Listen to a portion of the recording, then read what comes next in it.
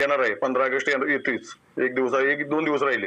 तर मला बरेच लोकांचे फोन यायला लागले की दादा ग्रामसभेत काय प्रश्न विचारायचे. तर मी तुम्हाला सांगतो मित्रांनो, एक एक प्रश्न विचारायला एकदम पापड पसारा लावू नका. पहिला प्रश्न, मागील 5 वर्षात ग्रामपंचायतीत एकूण किती निधी प्राप्त झाला, त्यापैकी किती निधी खर्च झाला, वार्षिक वार्षिक निधी किंवा वर्षनायक हिशोब ग्रामसभेसमोर मांडावा आणि त्यापैकी किती निधी खर्च झाला. मागील 5 वर्षात, क्रमांक दुसरा बरं का, मागील 5 वर्षात कोणकोणती विकास कामे मंजूर झाली, त्याची मंजुरी खर्च किती आणि प्रत्यक्ष खर्च किती झाला.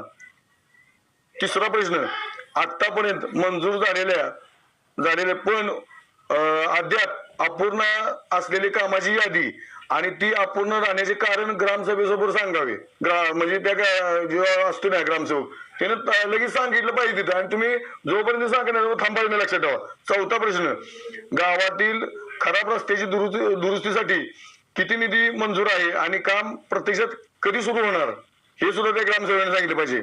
प्रश्न 5वा, गावातील पाणी प्रश्न कायमस्वरूपी सोडवण्यासाठी ग्रामपंचायतीचा ठोस आराखडा काय आहे आणि त्यासाठी किती निधी उपलब्ध आहे, हे सुद्धा त्या ग्रामसेवकाने सांगितलं पाहिजे.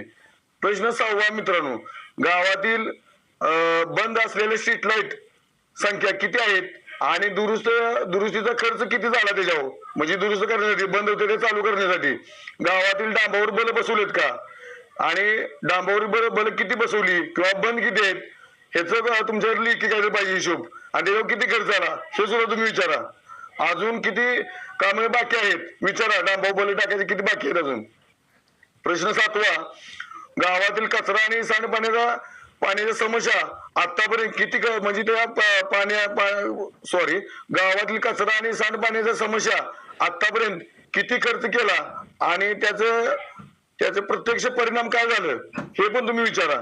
प्रश्न 8वा मित्रांनो, गावातील जिल्हा परिषद शाळेच्या आवश्यक सुविधेसाठी ग्रामपंचायतीने कोणता निधी दिला किंवा मिळवून दिला, ह्यासाठी विचार करा, त्यांना विचारा मित्रांनो. त्यानंतर प्रश्न 9वा मित्रांनो, ग्रामपंचायत मार्फत राबवलेल्या विविध योजनेतील लाभार्थी निवड कोणत्या निकषावर झाली, लाभार्थी यादी ग्रामसभेसमोर मांडावी.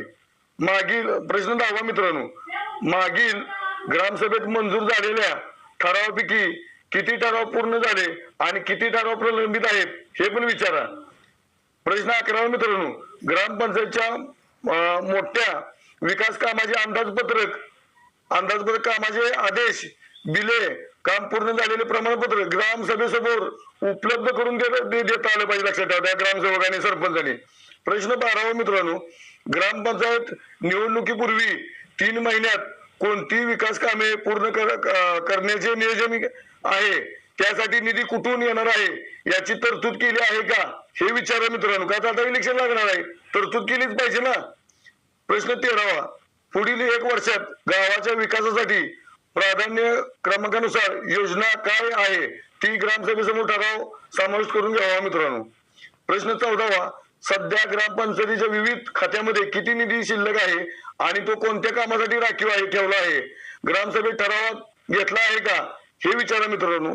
प्रश्न 15वा, गावातील नागरिकांनी मागील काही वर्षात मांडलेल्या प्रमुख समस्या पैकी कोणत्या समस्या सोडवल्या आणि कोणत्या अजून बाकी आहेत, त्या समस्या निश्चित कालावधी किती दिला विचारा किंवा का सुटले नाहीत.